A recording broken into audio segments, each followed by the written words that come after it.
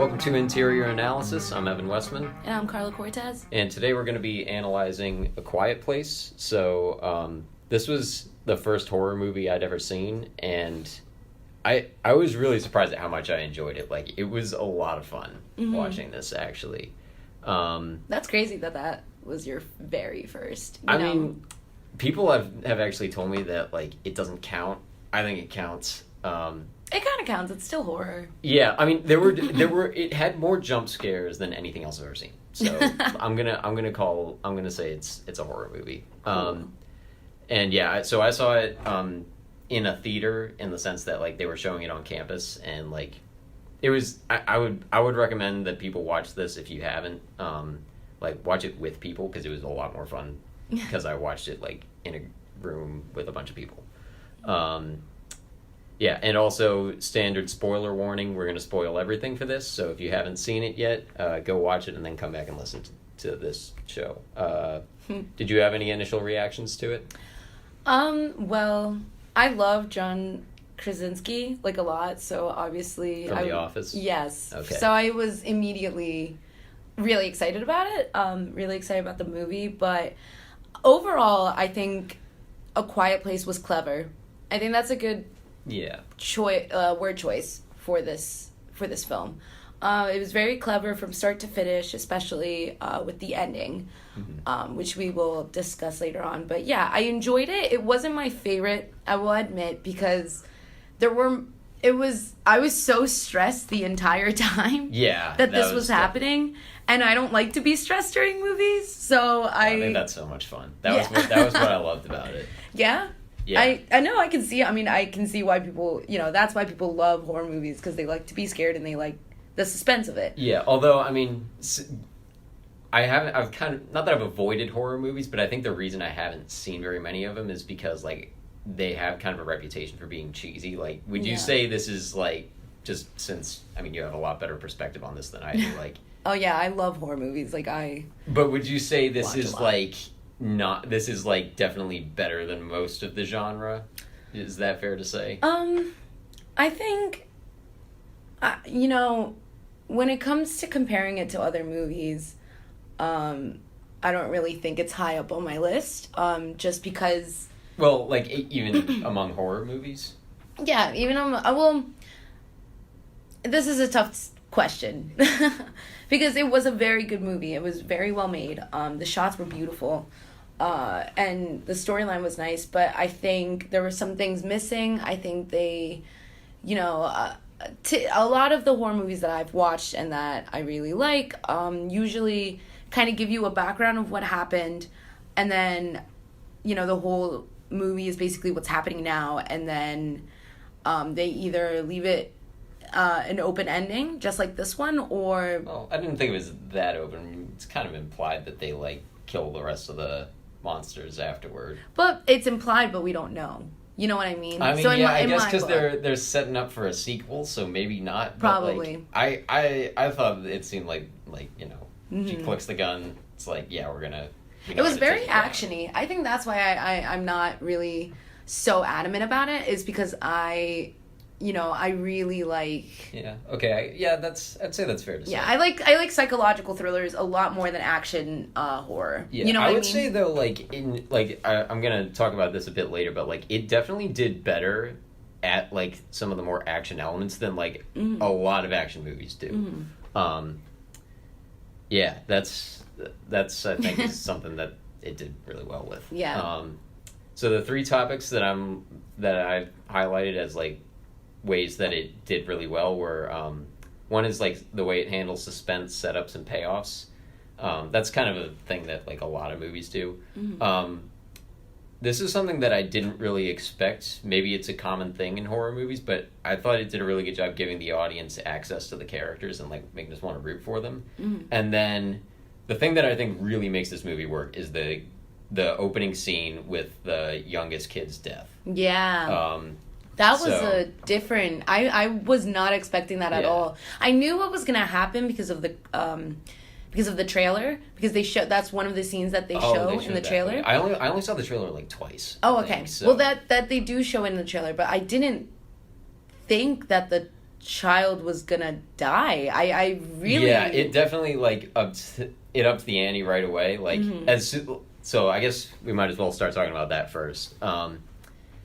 Yeah, the main thing that it does is, like, it creates a sense that, like, okay, we just killed, like, the most, quote, unkillable character in this movie. So anything can happen. Yeah, any one of these kids can die, and then later when it sets up when you know the mom's pregnant, you're like, okay, this kid, like, there's no plot armor for her or the kid.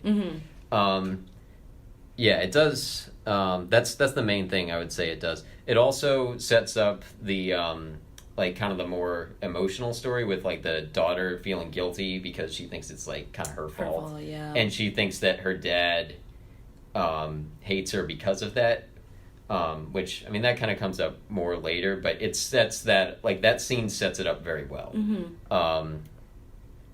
So that was also, like, so in the original version, that's something that I forgot to mention. So I'm going to link to the scripts for this, but this is, like, the screenplay online for this movie is incredibly different from the actual movie.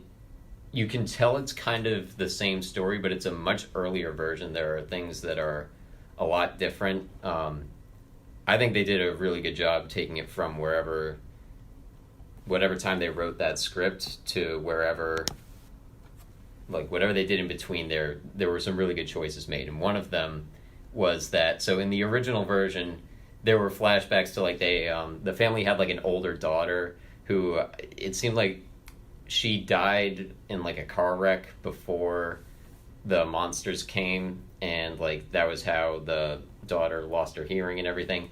So it worked fine, but it was, like, I didn't think it did quite as well as this, like, the dynamic between the father and the daughter, because she was kind of, like, in the original, she was kind of, like, mad at her dad because she thought he didn't like the other daughter, but here it's, like, a lot stronger where she feels like he doesn't love her because of what she did at the beginning. So that's a lot stronger, and we know it's a lot more clear the way they have the kid die at the beginning. So I just thought that was a much better way to do that. Yeah. That's really interesting. No, because that changes basically the entire first half of the movie. It really does. Yeah, that scene. So the opening scene is not in the original script. I mean, I don't remember how they start the script in it. I know the birth is, like, in the first 15 pages, I want to say, which we'll get into that more later, but it's all, like, they did a much better job starting it this way. Yeah. So some other things that it sets up is it establishes how dangerous the monsters are. Like humans are able to, like, the family's pretty much able to survive, but they can't stop these things. Exactly. Which is kind of important to establish. Like, as soon as that kid's gone, he's gone. Like, the dad just gives up because, like, they can't do anything. That's it. Oh, and speaking of that, I think Emily Blunt did an amazing job. Like, she, oh my gosh, you can feel her how character was awesome. It was so good, and you could feel in that moment when the spaceship toy started making noise, she had to cover her mouth, and you could see just her wanting to scream and cry and, like, go after it, but she couldn't do anything. She could just stand there because any more noise would just kill the whole family. So I think, I don't know, that's the very unique thing about The Quiet Place, is that the actors actually had to do so much more in order to execute how they're feeling in the moment, with obviously without words. So that puts like, in kind of that pressure. silent movie way. The nice thing though is that, like, it didn't degenerate into, like, them being, like, overly emotive, like those like those animal characters that, like, are, like, can't talk but they, like, have to communicate. Like, Disney movies do it a lot. Like the reindeer in Frozen is like they have to, like, over emote, which gets annoying. And, like, that's kind of how it was in the original, because they didn't use sign language, they didn't talk. In the original, it was just kind of like nods and stuff, which I think that would have got really old if they'd kept it that way in the movie, like, which is why it was nice that they had, like, the sign language and like a few times where they actually could speak out loud, like it made them feel more real. And it's amazing because they actually did have to learn sign language, especially since I think Millicent Simmons, she's actually deaf. Yeah, I heard about that too. Yeah, which is amazing, which is, represents the deaf community in films and movies. Yeah, and even, she did a good job. Like, I don't know if she's an actress or not, but she did a phenomenal job in this, yes. Yeah, and I had something else I was going to say for that. I know what I was going to say. So, like, that also, like, I think it checks out that, like, the daughter is deaf because that would, like, assuming she became deaf before the monsters came, they would have already known sign, and that would have, like, it would make sense that they would be a family to survive. Right. Because they would have already had to do that. Right. Okay, let me just see if there's anything else for the death at the beginning before we move on. It sets up the danger that of, like, having the kid later, because... Right. So, I mean, this kid, I would guess he's, like, 4, the one that dies at the beginning. And, I mean, he's probably old enough that they can reason with him, but, I mean, he's a 4-year-old, so, like, you can only reason with him so much. And then, like, I think that makes it more in our minds, like, when we see the baby, it's like, oh, okay, like, she's pregnant, but then it's like, oh, God. Like, you can't teach a newborn to be quiet, and they're loud. Right. Like, that's gonna be a problem we gotta solve. And like, we see that they're taking steps, but it's like, oh, man, that's such a time bomb. I was actually really frustrated when they showed her being pregnant, because I was like, what? I don't know. It's just one of those things. Not the greatest move to have a kid. Exactly. When you can't make noise or else you'll get killed. Do you know how much babies cry and, like, how much noise they make? It's because they can't communicate that they make noise.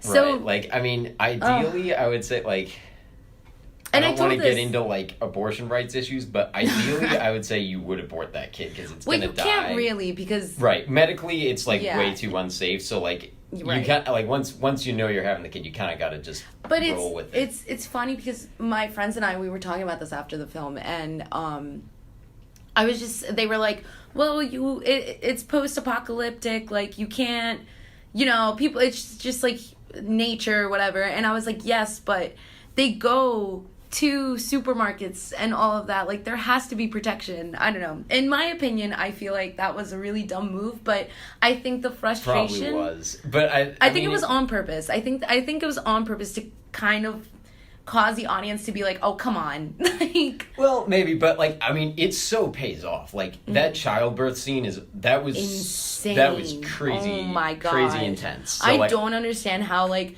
this woman, not only did she step on a nail while being in labor, but then at the same time, this monster just is there. Like, could you imagine all of those things happening at once? Right. It's like, it takes crazy willpower for that. Oh, yeah. Just another couple quick points for the kid's death, and then we can move on. So it happens in broad daylight, which I mean, again, I'm not that well versed in horror movies, but typically I think of them taking place, like, in the dark, and it's like, I think this happens in, like, mid-afternoon, so that, I don't know, for me that set up, like, okay, no time of day is safe, like, when it's light, like, I don't know, like, usually you get the sense, like, when it's dark, there's more danger, and, like, maybe that's a small thing. I felt like it had a bit of an impact. Yeah. Wow, I didn't even think about that. Yeah, true. It makes it scarier that these monsters are also out. Yeah, because they're not, like, nocturnal or anything. Exactly. Which I feel like, I mean, again, a lot of movies are like that. I mean, most horror movies. Look at monsters are. Alien, Predator, they're always attacking at night. Or at least in the dark, right? Or in the dark, yes. Yeah, like, it's like you get the visual sense of danger, and we like, this is like, if you took the monster out of that scene, it's like pleasant walk in, like, October. Yeah, like, it's a very nice, safe setting. Yes. Yeah. Last couple, I guess. So it gives us tension, and, like, a big loud scene at the beginning, so that we, which, I mean, I don't think it's, like, you necessarily have to start that way, but I thought it was good because having it at the beginning, and like, so we have that happen, and then we kind of set up the family. So like we aren't. I think if we'd set up the family and then had that, we would have just been waiting. Like, okay, come on, like when is it gonna turn into like? Right. When are we gonna get like the scary parts? And that Right. kind of like had a little bit of like, okay, we had a big scene, so now we can like wait a little longer and set up these people. And what I really like is that they don't fully show what attacks the child. They show kind of like it's this. just kind of a blur. It's a blur, yes, and then.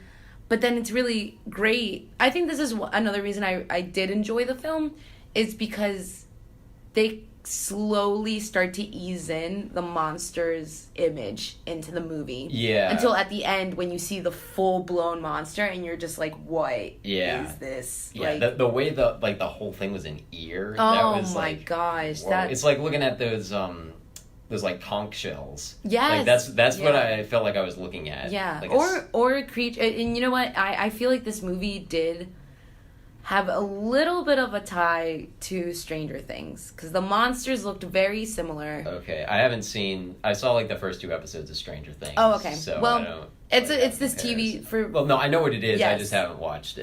But for the people who don't watch Stranger Things, the monster does look very similar to the monster in A Quiet Place. At least I thought so. Obviously, there's distinct characteristics, but I thought it was interesting because even in a TV series like that, you don't get a 360 view of the monster itself. And I thought it was really cool that in A Quiet Place they had, basically just plain sight. You could see the monster, you know exactly what it looks like. Yeah, and they didn't get caught up in like, oh, it's a monster. Like, yeah. Some movies definitely want to show off like the visual effects of it. And, like, I was glad they didn't do that. Right, they had a healthy balance. That wasn't the interesting thing about the monsters in it. Yeah. Okay, so next topic, I guess we've touched on this a bit already, but suspense, setups, and payoffs. So the thing that I thought made this work best in like keeping me on the edge of my seat, I guess, throughout it was like, it's a really simple premise. It's just, stay quiet and you'll be safe. Mm-hmm. Be loud and you're not. Mm-hmm. So that was like anytime something kind of could blow up and be loud. Well, at basically any point. Like, I mean, it just made it easier to get invested in the tension. Like, as much as I love Inception, mm-hmm. People are going to be like really surprised that I'm like kind of like saying mean things about it, but I'm not really. But like the thing that is like that makes it hard to like appreciate Inception the first time around is like there's so many rules that go into it, and like there's crazy tension in the back half of the movie, but you can't really get that unless you understand everything that's going on, which is kind of what I love about it. But it was much better. I thought that like, we just have this one rule basically for staying alive in this movie, and like, it's simple enough to follow. If it's too loud, you're dead. Otherwise, you're good. Yeah. Yeah, and then something else that I thought worked really well is like not every tense moment explodes, but some of them do. So that creates like actual tension. Like if it was a movie where like if everything exploded, then it's like, okay, you're just waiting for it to happen. Or if nothing exploded, then you're just like, okay, this is like false danger, which a lot of movies fall into both of those traps. Yeah. I think. Not at the same time, really. But like they fall into one or the other. And like the opening scene, I felt like there was like tension the whole way through. The whole time they're in that store, it's like I think there's a part where like the plane almost falls onto the floor. Right. Like, oh God. Right. And then it's like, oh no, that passed. Okay, we got it. Yeah. But like anything could set it off, so it's like, okay, even though like you got through that, it could still get set off at any point. And when the kid grabs the batteries after having the spaceship in his hands, we all were like, that's it. Like something's gonna happen. I wasn't really tuned into that at that point. I thought I can see how like a lot of people would have been like, oh yeah, he's dead. Maybe that's because I like haven't seen enough horror movies to know that that's gonna happen. Right. But like, yeah, I didn't really realize, I wasn't thinking the kid was going to die at the beginning because... I didn't think he was going to die, but I think something was going to happen for sure. Because I kind of forgot that, like, Mm-hmm. I hadn't, like I said, I didn't see too many trailers for it, so, like, I was like, oh, when I saw 3 kids, like, originally I thought he might be the monster thing. Like, maybe What? he was like... Well, no, because, like, you never saw his face at the beginning, and you're like... He's like this little impish thing, maybe. Like, I don't know, are the monsters, like, small? I didn't really know, because, like, and maybe a lot of other people did, but that was, like, tension for me in the opening scene. Yeah. Another thing that worked really well, I thought, was that the monsters don't break the rules at all, which that I think is crazy important for having a movie with, like, an unstoppable force. You need the force to be unstoppable. Like, What do you mean? well, there's a lot of movies where, like, so I have a few examples here. So, like, the Lizard in The Amazing Spider-Man, Smaug in the second Hobbit movie, and then the villain in Suicide Squad. The thing that really irritates me about a lot of that, I mean, I do like a couple of those movies, but the thing that's irritating is, like, they're shown in, like, an opening scene or something, and they're, like, tearing it up, and, like, they're this unstoppable thing, and then the heroes get to them, and all of a sudden their IQ drops, like, 50 points, and they can't... Like, they can't kill them. It's like, all right, come on. Like, we already saw you doing this. Like you're capable of killing these heroes. Yeah, and they just don't. Yeah. Like, and it's not even because the heroes are, like, better or anything. It's just the villain got worse. Exactly. And, like, the monsters, I was so glad they didn't do that, because there would have been potential for that to happen where, like, there's a scene where, like, the monsters should have heard them or should have been able to get there or something. And they never broke the rules that the monsters were based on. Like, not every loud sound can get them killed. Not every loud sound will get them killed, but it could. Like, the Monopoly scene was where that happened. Like, they all thought, like, okay, we might have to move at a moment's notice, but, like, maybe they're far enough away. Because distance did affect it. Like, but you never knew where the monster was, so you, like... I think that was the whole deal with, like, keeping the shoes off and everything.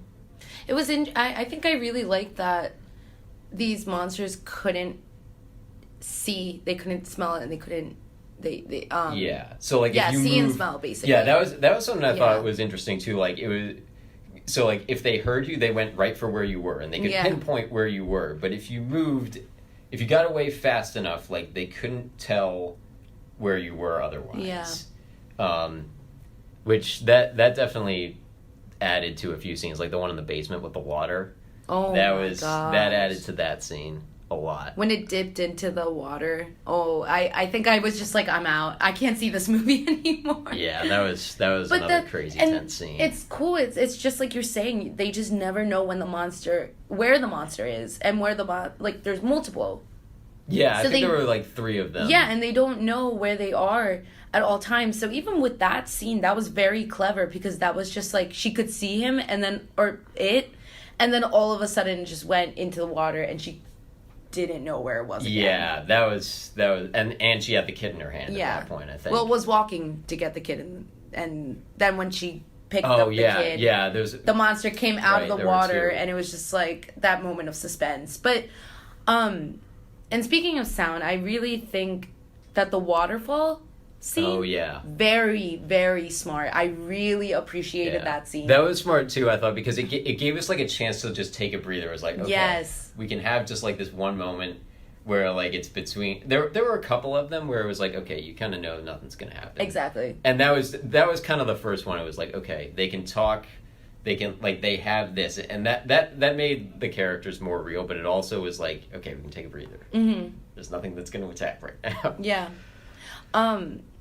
Yeah, and those scenes were just, I think they were very well thought out, and I think it was the perfect introduction to dialogue. In the movie. Was that the first dialogue scene? I know it was like there weren't many, but were there any before that? I think it was the first dialogue scene when we hear.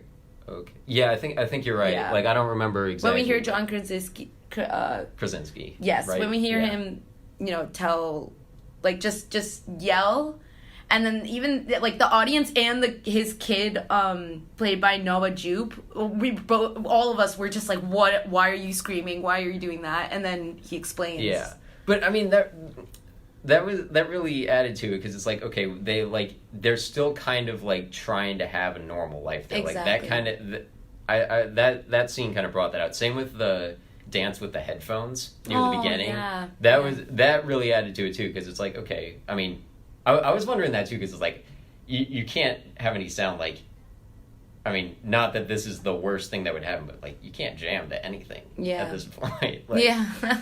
and like, thank God for headphones, but like that scene was just, it made this is kind of getting into like giving access to the characters, but that was another thing that helped with that. The other thing the waterfall scene did too, I think, was it gave us like, giving us that break made us like, I think if you hadn't had that, having the tension be constant throughout, like it would have gotten us worn out, I think. So having that scene kind of like reset it a little bit. Yeah, and then I guess we already talked about this a bit, but they're like saving the childbirth for the end, as opposed to where the original had it in the beginning. I don't even think the newborn ended up being that much of a problem in the original one, which but the childbirth at the end, like that was the biggest scene. I think that might be the best scene in any movie this year so far. Really? That I've seen, yeah. Like, it was just crazy intense. It was very intense, and you just, though I really liked how when the fireworks set up, she screamed. Oh yeah, because that good. moment. Yeah, great moment in the movie, because that was like she was just holding that in the entire time, and then of course when she gives birth, yeah, it was the perfect moment to scream while the fireworks are going, and then they cut. It's a black screen, and that was so well planned. Very the pacing of that scene was they got that spot on. Yeah, and then it was also like, I mean, I think you needed that too. Like if she got, like, having her survive, that's fine, but like if she had gotten through that without like making a single noise, I wouldn't have believed that. I mean, having never witnessed a childbirth, but I mean, I've heard things. Like, you can't. There's no way she would have gotten through without that. Yeah. Like without. I mean, she didn't. I mean, most of the time I think you have like painkillers or something anyway, and obviously. But she didn't. Like, she just stepped on a freaking nail. And oh my god. On top of childbirth, like on top of monsters, literally right next to you. Oh, that scene where she was in the bathtub and the camera was positioned perfectly so that you can see the monster walking up as she's like grabbing onto the sides of the bathtub.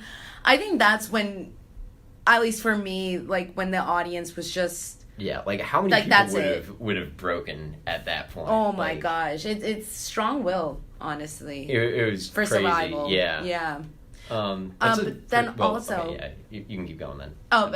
Well, I was gonna say also, when John's character, the monsters, I think at this point just left or relocated somewhere, and he was walking up, looking for her with the musket, with the gun. Yeah.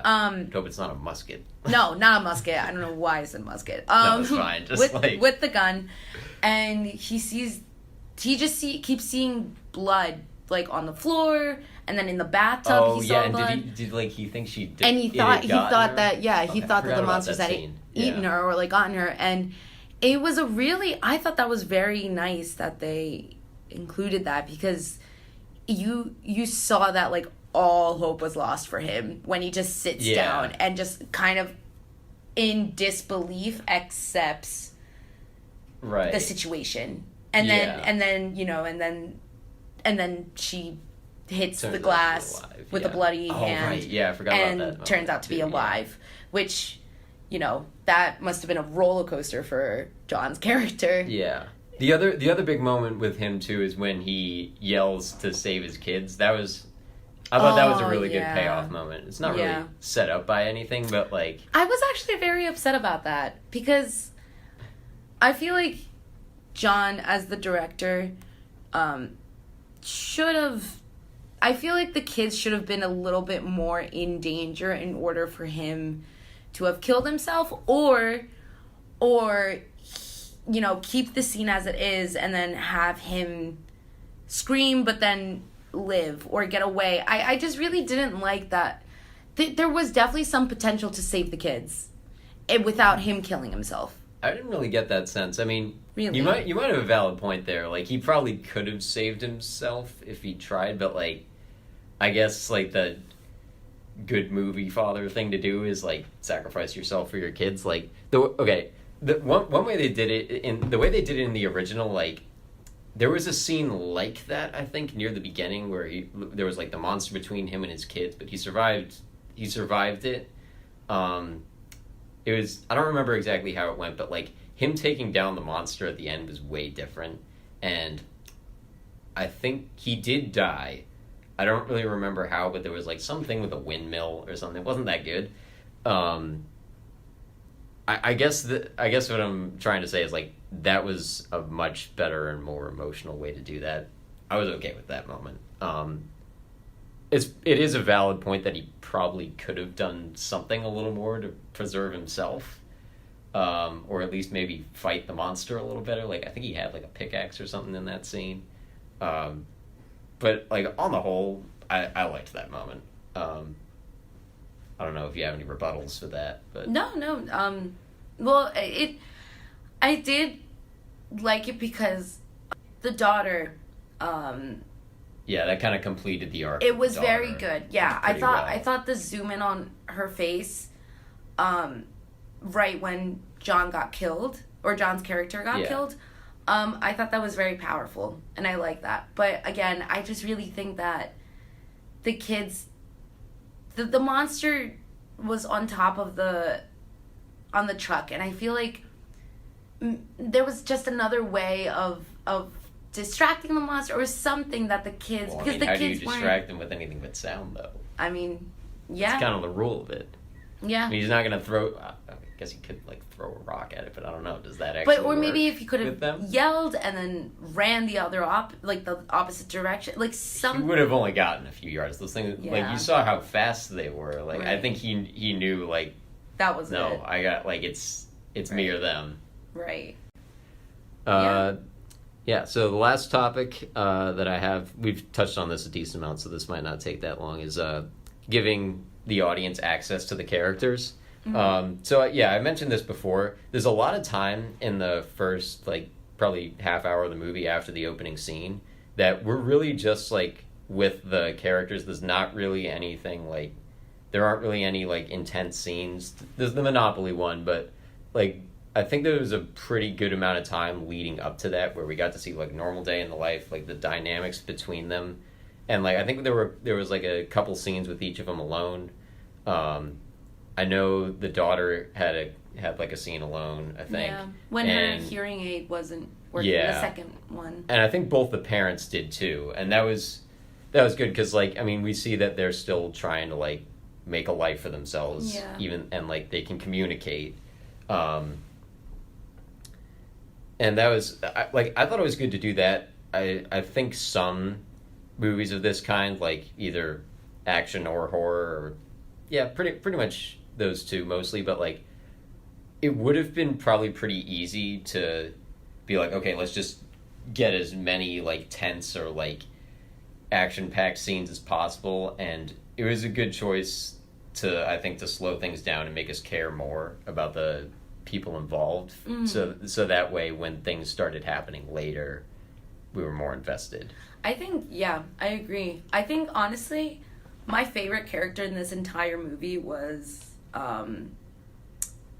Noah Jupe's character. Oh, really? Okay. Yeah, I thought, because that was, you saw true fear in that kid's eyes. Yeah. And in his facial expressions. And, like, he was just a real character, a very realistic character where, a kid that age. He felt like a realistic 10-year-old. Yeah, a kid that age, like, oh my God, like, the fact that he could actually stay quiet. Yeah, and I think he, like, screws up a couple times, which, like, every 10-year-old does that, especially 10-year-old boys, I think, having known several of them. But he was a great actor. He reacted so well, to even when him and John's character were getting the fish out of the stream. Yeah. And then John accidentally had the fish slip and Noah Yeah, and he like freaked out. He freaked out, and he tried to like quickly sign that like they're gonna come, they're gonna hear. Yeah. And it was great. It was just very good acting, and I really hope that kid gets an award for it, because I haven't seen that good acting from a kid in a while. Yeah, I mean, I didn't think it was like amazing, but like I guess now that you put it that way, like, yeah, he did do a pretty good job. I would say that's more credit to like him as a character than him as an actor, but maybe, I mean, if I go back and if I went back and watched it, I might yeah, I think with that in mind. There's a million ways to play one character, and I think he really nailed it in playing this character, because he could have done a subtle freak out, he could have just jumped a little bit, but he went full force of being like, oh my god, like body language, facial expression, everything just in one. So I think he did No, I mean, he definitely did a good job being like believable, behaving the way a kid like that would behave in a situation like that. I definitely bought it. Let's see. One thing that was also helpful with this is that it's a family. So like we don't really have to set up the relationships that much. We can kind of infer them. Like we all basically know like that, like we don't have to know exactly how the family works, but we know like, okay, we don't have to explain like when they met or anything. If these were like just, I don't know, group of friends the same age or whatever, like that you would have had to actually establish it more. And it might have just been the obvious choice, but it was even if it was like, it was a good choice to make and stick with. I already mentioned this, I guess, but allowing for dialogue with sign and like the few scenes where they talked, I thought that was really important, because it would have just they would have felt fake if they hadn't tried to communicate somehow. The most important thing, maybe not the most important, but the thing that I thought made them maybe get on their side the most was that all these characters are pretty smart. Like, the thing that really sends me over the edge with Jurassic Park is that like the two kids in that movie just should have died so many times. Yeah. And like you basically have the same like stereotype of kids. I think they're like almost spot on the same age in this movie, but they like, I mean they have to be smart to have survived this long, and they got to know how to deal with the monsters, and they are like they're smart about it, and that definitely made me want to root for them more, because like if they're doing dumb stuff and not dying, like, okay, no, you need to die at this point. No, exactly. And I fully agree. I think they were very clever, especially the girl who's actually deaf. Even in real life and in the movie. I don't know, what did she have any like really smart moments with dealing with them? Like I don't really remember that. I guess maybe was the grain cellar. Did she do something there? No, just being how she is, she knew that, like, when they were stuck on top of the corn. Oh, yeah. And she knew that he wasn't going to come, because there was no way of indicating that they were up there. And she just kept saying, like, we need to, like, he's not coming, we need to, like, go there. And then, of course, that whole scene where they fall through all of that. Yeah, I don't know. That was another good I think scene. that was a very great scene. Because apparently, my friend told me this during the movie, that a lot more people die that way, suffocating in those in farmers' communities, than any other form of death. Like, that is the most in what? Because it's like quicksand, because the corn acts like quicksand. Yeah, but like as opposed to what, like as opposed to like tractor accidents. Oh, okay. Within the farming context. I thought you were saying like in America. Like, no. The smoking ads would beg to differ. Yeah. I kind of read the scene, I guess, with them on top of the grain cellar, like with her saying he won't come. That seemed more like her doubting him, like the daughter doubting the father and like thinking that he didn't care enough to go out after her. I thought that was what they were trying to get across there. See, two different perspectives. It could. I mean, it could probably be a mix of both because obviously, like, there's not really a logical way that, like, I mean, that he would know. What are they going to do? Call him? Like, exactly. There's no, and then of course there was no fire. There was no fuel left for a fire. Oh so. right, yeah, I forgot that happened in that scene. So that's why she was like, they were logical. I agree with the fact that they are smart kids and they're logical, and there's many instances where they show that. Yeah, the parents kind of do a little more, like the egg timer when the mom is in the basement with the monster. I didn't really know what like when I saw the egg timer, I was like, oh wait, what's that for? And then it happened, I was like, oh, really smart move. And actually, they used egg timers in the original one. Like, again, I don't really remember what the whole plan was to kill the monsters, but like the dad left like a trail of 3 egg timers to like draw him off, which again, glad that didn't work, but like, you can see where the idea came from, I guess. And then the fireworks were that one obviously was like planned for the birth, but maybe not for the birth. No, I don't think it was planned for the birth. I think those were just like emergency, yeah. Definitely that was very smart. Yeah, and then, well, I guess the thing the daughter really did was the hearing aid. Like, she was smart enough to know that, like, okay, like, when she first kind of found out that it worked, like, she trusted her instincts later on to use that well enough to, like, draw him away, which, and, like, I think she went to that, like, pretty quickly within that scene. Like, I can't think of an exact example, but, like, there's some movies, I think mostly, like, fantasy ones where, like, a kid that age will, like, I don't know, get something planted in their backpack or whatever, or like someone gives them something, they're like, oh, well, when do I use this? And then it's like, and then it comes up later and you're like, okay, well, you're gonna use that or not, and we're just waiting for them to figure it out. And like, she didn't really have that. Like she immediately was like, okay, that kind of worked earlier, might as well give it a shot. And that I don't know, that was something that was like another example of them being pretty smart. And then the one that's kind of used throughout is all the techniques they used to stay quiet. Like, that took a lot of discipline, I would think, to do all that with the sand and the, like, painting the steps as to where to step on so that it doesn't I don't think that was paint, that was sand. No. Oh wait, that was paint. Paint on the I don't know if you remember, but when the eldest daughter was walking in the house and stepping on each little path. Yeah. I'm pretty sure that was paint to indicate where to step so that it wouldn't creak, because those are wooden floors. I thought it was sand, but either way, I wasn't thinking of that as it creaking. But that probably was it, or at least part of it. Yeah, but that was those techniques with like the soft Monopoly pieces too. That was a bit of a smaller one, but I think they used like leaves instead of plates and stuff. Yeah. So that was, I don't know. I thought those were like good ways. And the oven was on the floor, inside, so that way it wouldn't make noise when she took out the dish and set it on the table of fish. That's another thing that I thought was really well planned out.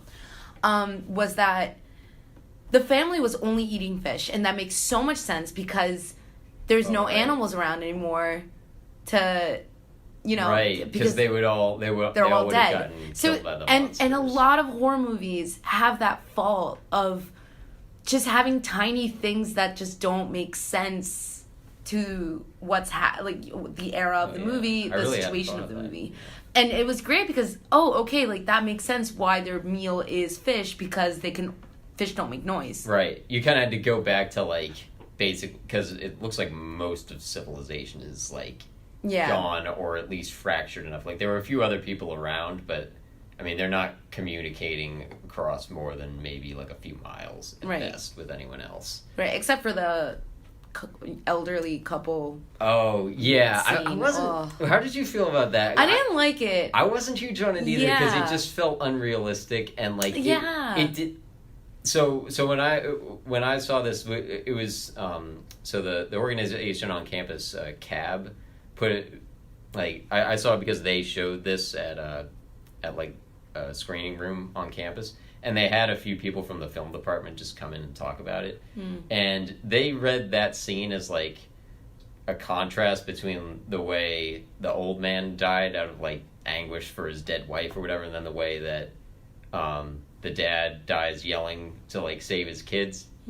I didn't really buy into that personally. No, like, I don't either. That scene just seemed like it was a loud moment to be a loud moment. Yeah. Like, it was unnecessary. If you cut that scene from the whole film, it wouldn't really change much. It really wouldn't. Yeah. Like, it wasn't exactly bad, but I didn't think it added at all. It was just like, and it was just throwing it in just cause. Yeah.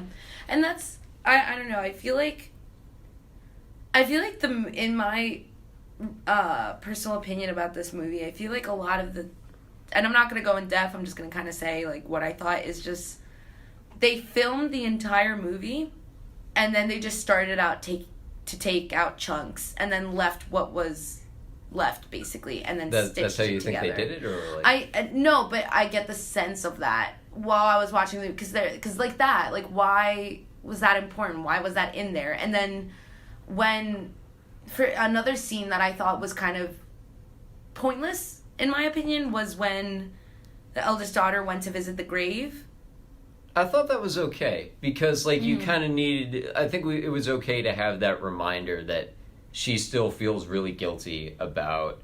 Because, I mean, it would be so easy for her to blame herself. Yeah, of course. Because, I mean, if she hadn't given the kid the rocket. I don't think that kid would have made it that much longer anyway. He had survived up to that point, but he's 4 or 5 or whatever. I don't think he's going to last that much longer. So... I thought it was, I mean, either way, she feels responsible for it, and I thought it was okay that we had the reminder that she was still feeling that, because that was basically the whole dynamic between her and the dad. And that was a little bit with the hearing aid, but that was, which, I mean, added to it, but it was the tension was caused by that opening. Yeah.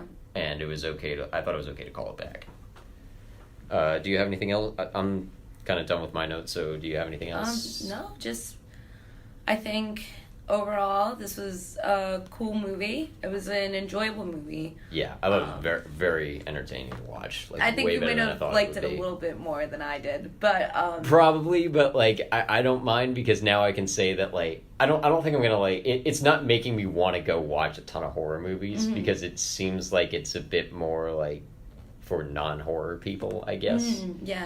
Or at least is like less cheesy than a lot of them, at least that I've heard. Like even like The Purge, I've heard is like kind of like, as good as the concept is, they don't really capitalize it on that much. No, I have so much to say about that movie, but for another time. For another time, yeah. I haven't seen it, but like it's not making me want to go see a ton of horror movies, but.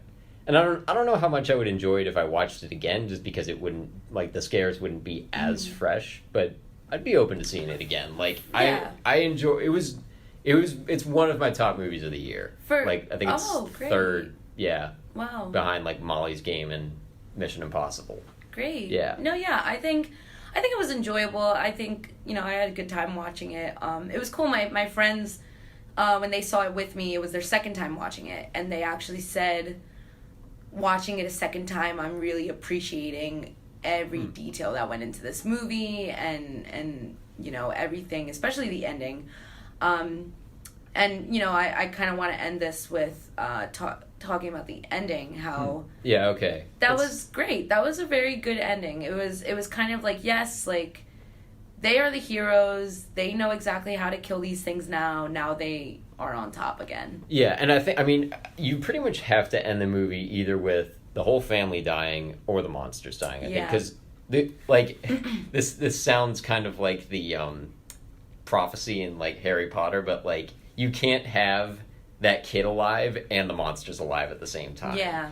Because like, it's either going to be like, the monsters are going to hear the kid, so he's only got so long. Exactly. So they either have to kill the monsters or the monsters are going to kill them. Exactly. So you needed it, and I was okay that they ended with like the happy ending, because I don't think I didn't get the sense that it had to end that way. A lot of horror movies ended in tragedy, I think. Yeah. Yes and no. I feel like a lot of horror movies usually end with like one character gets away. Yeah, maybe. One character. Like so many people die, and then the one main character plus maybe his friend or her friend like end up surviving. Yeah. Which is like and scarred for life at that. And scarred for life and can never lead a normal life. So it's like, yes, like you get that quote unquote happy ending in the sense that they were alive, but in reality, like that they're never gonna leave a normal life. But with this, I thought it was a cool, happy ending. They know how to defeat the monsters, but I thought it was okay they didn't show it either, like, because that would have just kind of been action for the sake of action. Yeah. Like you've seen him beat one, and it's like, all right, click the rifle, now let's get him. Yeah, and it was cool that it was, and this is another reason I really enjoyed the ending is because usually it's a male who ends up being alive or who ends up defeating the monsters, and then this time it was just the mother and daughter. Yeah. Well, where was? Oh, I guess the son he had the kid and he was hiding. Right. Okay. Because so that the monster wouldn't get to it. Which crazy important job. Like yeah. Having been in a family with younger siblings, like you always got to have one watching the youngest at a certain point, and like know how that kid feels, but like of course his is like 10 times more important. I don't know. That was I guess that's just kind of a realistic family dynamic. Like, man, like what's that baby gonna grow up like? Hearing the story of the day you were born, kid. Yeah, my gosh, that's like a whole. But yeah. So overall, I think not one of my favorites, but definitely a good movie that I would recommend to an audience. Would you see the sequel? I know they're talking about a sequel. Oh, I would. I would definitely see the sequel just to see how they execute. Yeah, that. I mean, I would probably see it. I don't really think a sequel's a great idea, but I would be open to going and seeing it. Maybe I'd be okay with paying money for it. Yeah, agreed. Yeah, I don't know what they're gonna do with it, but yeah. I'll keep my eye out for it. I think. Yeah, so that's pretty much the end of the analysis here. The next movie we're going to do is Gone Girl, and we're going to split that up into 2 episodes because, if you've seen it, you're going to know why we split it into 2 episodes. There's so much to talk about. If you have any comments or questions about past movies or ones that we're going to do in the future or suggestions for movies for us to do later or even like something different than we do now, you can contact me at erw58@drexel.edu, or you can try to leave a comment on the podcast.